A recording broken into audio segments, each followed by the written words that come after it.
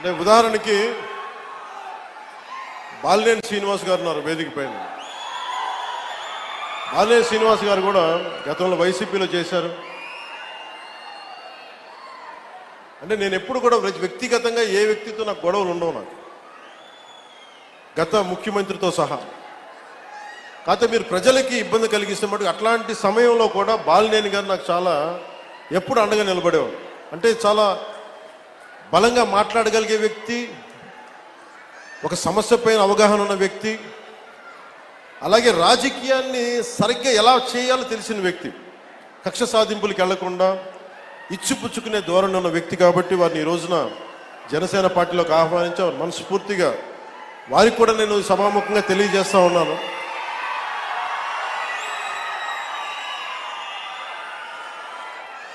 కొత్త కుటుంబ సభ్యులు వచ్చినప్పుడు కొంచెం ఇబ్బందులు ఉంటాయి.